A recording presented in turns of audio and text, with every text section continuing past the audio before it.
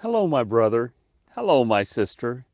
My name is Dean Davis, and this is Multiply, a podcast that provides a word of encouragement for village church planters. When I first started understanding the good news of Jesus and of his love for me, I paid careful attention to the testimonies of new Christian friends. One of the things they talked about constantly was what they called a personal relationship with Christ. I did not know what it meant to have a personal relationship with Christ, but I soon learned. Here's what they taught me. They told me that God loved me very much and that his love for me was unconditional. They told me that because he loves me, God sent his only Son to die on the cross for the forgiveness of my sins. They told me that if I put my trust in him, he would forgive me and I could experience an abundant life.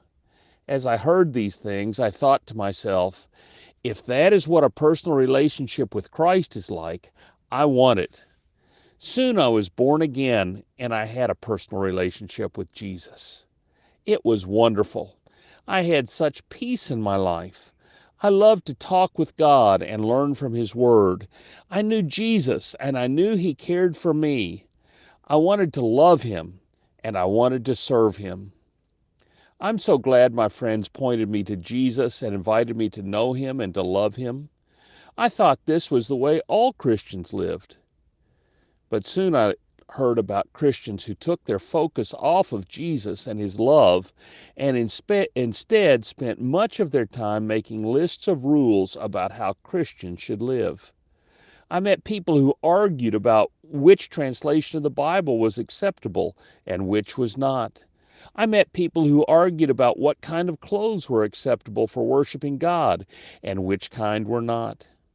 I soon learned that some Christians spent a lot of time arguing about whether or not Christians could play sports or other games. When I heard these arguments, I knew something was wrong. Soon I figured it out. These people had taken their focus off of Christ and off of his love for them and their love for him. Instead, they were focusing on controlling the behavior of other people. As a result, they were sad and angry. Paul, the exemplary church planter, tells us in Colossians 2 that we should not let anyone judge us about religious rules. He says in verses 16 and 17, "Therefore, do not let anyone judge you by what you eat or drink, or with regard to a religious festival, a new moon celebration, or a Sabbath day.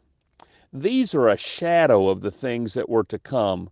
The reality, however, is found in Christ."